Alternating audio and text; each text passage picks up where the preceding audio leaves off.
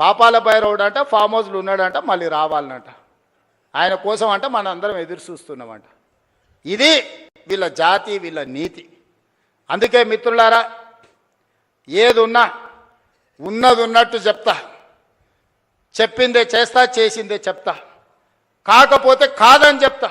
ఓ పూట మీకు నచ్చకపోయినా ఉన్నది ఉన్నట్టు చెప్పిండు ఆ పిల్లగాడని అంటారు. నాకేం గొప్ప కిరీటాలు పెట్టుకోవాలని లేదు, వజ్ర వైదూర్యాలు సంపాదించుకోవాలని ఆలోచన లేదు. ఈ పిల్లగాడు ఏదన్నా ఉంటే ఉన్నది ఉన్నట్టు కుండ బలగొట్టినట్టు చెప్తాడా అని మీరు అనుకుంటే చాలే. పదవి ఎంతకాలం ఉంటే ఉంటుంది, పోతే పోతుంది. పదవి ఎవరికి శాశ్వతం? ఇందిరమ్మకే శాశ్వతం కాలే, ఇందిరమ్మకే పదవి శాశ్వతం కాలే, ఎన్టీఆర్కు పదవి శాశ్వతం కాలే, రాజశేఖర రెడ్డికి పదవి శాశ్వతం కాలే. నాకు కూడా పదవి శాశ్వతం కాదు, మాటనే శాశ్వతం. మాట మాట్లాడితే నిలబడతాడు, మాట కోసం ఎంతకైనా నిలబడతాడు అనే పేరు కోసమే ఈ ప్రయత్నం అంతా. అబద్ధాల పునాదుల మీద ఈ ప్రభుత్వాన్ని నడపను. మీకు అబద్ధాలు చెప్పి మిమ్మల్ని నమ్మించే ప్రయత్నం చేయను. ఏమున్నదో అదే చెప్తా, ఏం చెప్పినో అదే చేస్తా. సోదరులారా, తెలంగాణ రైతాంగానికి నా విజ్ఞప్తి ఒక్కటే, వ్యవసాయాన్ని ఈరోజు కాలం మారింది, కాలానికి తగ్గట్టుగా మన నైపుణ్యం పెంచుకోవాలి. ఈసారి వర్షాలు పడవు, శాస్త్రవేత్తలు చెప్తారు. ఎలీనో వచ్చింది, నీళ్లు తక్కువ ఉంటాయి, వర్షాభావం పరిస్థితి ఉంటుంది, వర్షాల మీద నీళ్ళ మీద ఆధారపడ్డ పంటలు వేయకండి అని శాస్త్రవేత్తలు చెప్పారు. నేను గదే చెప్పిన. ఇక చూసినావా రేవంత్ రెడ్డి రైతులకు పంగనామం పెడుతున్నాను. అరే పంకమాలనోడా, వాన పడదురా అని నేను చెప్తున్నా. వాన పడకపోతే, నీళ్లు రాకపోతే, కాలువలు వారకపోతే వరి ఎట్లా వండుతుంది? కొంత తక్కువ చేయండి, తక్కువ నీళ్లతో వండే పంటలు వండించురా అని చెప్పిన. ఇది తప్ప? బజార్లో విలువ కలిగిన పంట సన్న ఓట్లు వేస్తున్నారు. కొన్నిసార్లు మనకు తెలియదు, మనకి ఎవడు ఏజెంట్ వచ్చి అమ్మితే గవ్వే తీసుకుంటాం. 7 రకాలకు మార్కెట్లో మంచి డిమాండ్ ఉంది, 7 రకాలు వేస్తే కొనుగోలుతో పాటు బోనస్ కూడా ఇస్తానని మా ఉత్తమన్న చెప్పిండు. ఒక మంచి మాట రైతులతో, రైతు వేదికలలో ఆ ఇత్తనాలు పెట్టి రైతులకు అందుబాటులో తెచ్చి, మళ్ళీ ఏవో ఒకటి నకిలివి లేకపోతే అవోటి ఇవోటి మీకు మీ తలకు దాల్గిచ్చారు కదా అని ఇవాళ రైతు వేదికలలో విత్తనాలు తీసుకొచ్చి మీ అందరికీ అందుబాటులోకి తీసుకొచ్చినాం. పంట మార్పిడి చేయండి అన్నాం. అవసరమైన ఇత్తనాలు మీ దగ్గరికి తీసుకొచ్చి రైతులకు కష్ట సుఖాలు మేము చెప్తుంటే తప్పుడు ప్రచారం, నోరు తెరిస్తే అబద్ధం. దేవుడు ఆ కుటుంబాన్ని మొత్తానికి శాపం పెట్టినట్టు, బిడ్డ ఒక్క నిజం చెప్పినా తలకాయ 1000 ముక్కలేసి వస్తారు మీరు, మీ జీవితాంతం అబద్ధాలే చెప్పుకుంటా బతుకుర్రని. ఆ శాపం ఉన్నట్టుందా? అసలు చూడు, ఒకని మించినోడు ఒకడా అని. అమ్మ ఒకనికి 100 అయితే వానికి 110 మార్కులు వేయాల్సి వస్తుంది అబద్ధాలకు. అతనికంటే గనుడు ఆచంట మళ్ళా అన్నాడు. అమ్మ ఆయనే అట్లా అనుకుంటే అంతకంటే రాటు తేలిర్రా ఈ అమ్మాయి పిల్లకు కుర్రనాయాలు ఇద్దరు. నోరు తెరితే అబద్ధాలు, బామార్దులు అసలు ఇక పోటీ పడే అబద్ధాలు చెప్పుకుంటూ తిరుగుతారు. ఇది పరిస్థితి. అందుకే ఇవాళ వాళ్ళు ఊరూరు తిరగని, గల్లి తిరగని, వాళ్ళు బుద్ధి మారినంత వరకు దేవుడు వాళ్ళని క్షమించడు. బుద్ధి చక్కగా ఉంటే అన్నీ చక్కగా ఉంటాయి. నోరు మంచిదైతే ఊరు మంచిది అన్నారు, అవునా? ఏమక్క, నోరు మంచిదైతే ఊరు మంచిది అన్నారు, అవునా? అత్త కోపానికి వచ్చిన కోడలు జర మెత్తగా ఉంటే ఇల్లు చక్కగా నడుస్తుంది, అవునా? మీరు అందరు ఏదైనా కోప్పడ్డా నేనేమంటానే, మా వాళ్ళే కదనే, మరి బాధ్యత ఇచ్చినప్పుడు ఓసారి కోపం అవుతుంది.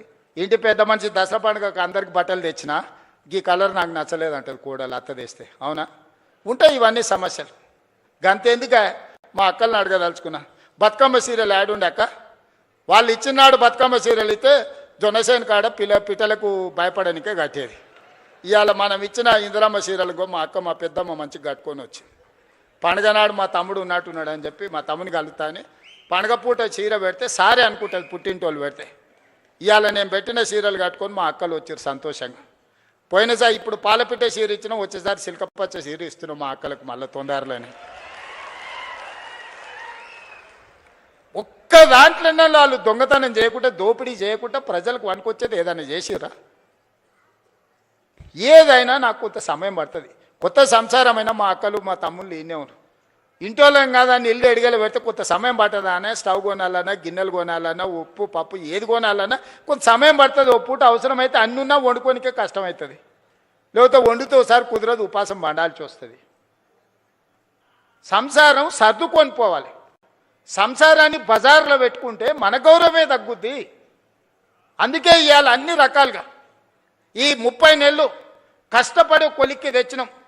నగదు జమ కాగానే ఎంబడే మీరు అడగకుంటేనే ఈసారి రైతు భరోసా. పోయినసారి కూడా జూన్లో 9 రోజులలో 9,000 కోట్ల రూపాయలు టక్క మీ ఖాతాలు వేసినా లేదా? ఈసారి కూడా అట్లనే వేస్తా నేను. నగదు జమ చేసినా మీకోసం అన్ని జమ చేసి పెట్టినా. ఖమ్మంలో మదిరలో పెద్ద మీటింగ్, లక్షల మంది రైతులతో చేద్దామని అన్ని ఏర్పాట్లు చేసుకుంటే వానవాడి మొత్తం వేసిందంతా పోయింది.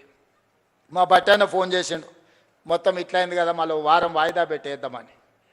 మీటింగ్ వారం వాయిదా పెడతాం కానీ నగదేసేది మాత్రం వాయిదా పెట్టేది లేదు. ఎంబడే శిల్పారామంలో పెట్టురు నిన్న సాయంత్రం చెప్పినా ఇవాళ పొద్దున్నే పెట్టారు. మీకు కూడా పొద్దున్నే చెప్పుంటారు, అవునా? అంతేకాదు, సాయంత్రం శిల్పారామం పోవాలని ఎప్పుడు చెప్పారు మా ఈర్లపల్లి శంకర్ వీళ్ళందరూ మీకు అందరికీ. ఇవాళ చెప్పిందే కదా, 3 రోజుల ముందు అయితే మీకు తెలియదు కదా ఈడు ఉందని. మరి ఏం జనార్దనన్న 3 రోజుల ముందు అయితే తెలియదు కదా. మరి ఇవాళ పొద్దుగాలు చెప్తే సాయంత్రానికి అంతా ఏర్పాటు చేసుకున్నాం. ఎందుకంటే మన ఇల్లు చక్కబెట్టుకునే బాధ్యత మనకు ఉండాలి. మా మద్దూరు నుంచి మా కృష్ణన్న కూడా వచ్చిండు. మద్దూరు నుంచి ఇక్కడికి రావాలంటే ఇవాళ తెలిసిందే కదా. కాబట్టి అందుకే ఇవాళ ఏది కూడా ఈ ప్రభుత్వం మీది, ఈ ప్రభుత్వం మనది, ఈ ప్రభుత్వం ప్రజలది, ఈ ప్రభుత్వం మా ఆడబిడ్డలది, ఈ ప్రభుత్వం మా రైతులది, ఈ ప్రభుత్వం మా నిరుద్యోగ యువకులది. ఇది మన ప్రభుత్వం. మంచిగా చేసుకుందాం. పోలీసు నియామకాలు 5,000 పరీక్షలకు నేను ఇవాళ 5,000 ఖాళీలకు నేను నోటిఫికేషన్ ఇస్తే ఈరోజు గతంలో ఇవ్వకపోతే ధర్నాలు ఉండేవి, ఇప్పుడు ఇస్తే ధర్నాలు చేస్తున్నారు. ఇది ఎక్కడదో. గతంలో మెట్రో కట్టమని మనం అనేది, ఇప్పుడు మెట్రో కట్టొద్దని వాళ్ళు అంటారు.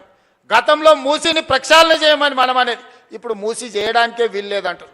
గతంలో రీజనల్ రింగ్ రోడ్ కట్టండి అని వేయండి అని మనం అనేది, ఇప్పుడు వద్దంటారు. ఏది చూసినా వద్దో అని ఒర్లువోతుల్లాగా తయారైంది. మీరు ఒర్లినా పొర్లుడు దండాలు పెట్టినా, మీరు ఎండ్రిని దాగి బాయిలో దుంకినా ఇవన్నీ పనులు చేస్తా. మీరందరూ నిండు మనసుతో ఆశీర్వదించండి. ఈ ప్రభుత్వం మీది.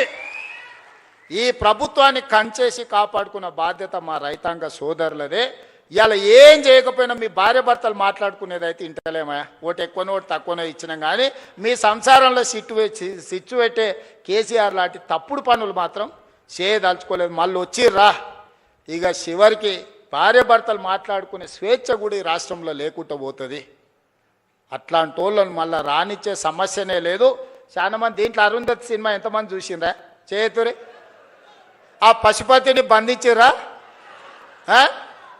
గట్లనే ఫామ్ హౌస్లో బంధించిన పశుపతిని మళ్ళా గొలుసులు తెచ్చేది లేదు.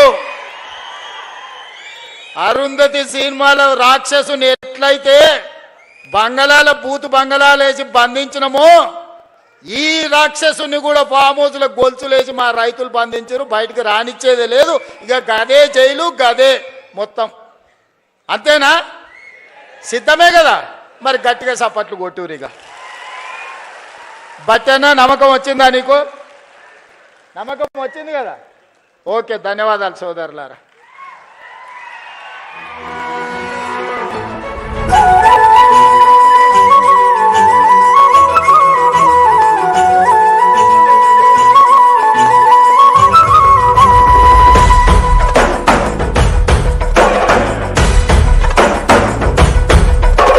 పాలమూరు జిల్లాల కొండరెడ్డిపల్లె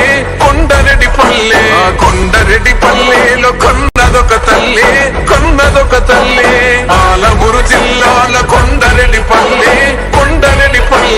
కొండరెడ్డిపల్లెలో కొన్నదొక తల్లి పాలల్లో పౌరుషం పోసినాదో, పెద్ద పులిలాగా కాండ్రించి లేసినాడే. పోరు కథలన్నీ సిననాడు చెప్పినాదో, పోరు మీద తన పోరును నడిపినాడే. ధరణిపై నినదించి తప్పునే ఎదిరించి బెదిరించి నిలదీసినాడే. రంగులు అద్దిన సేతి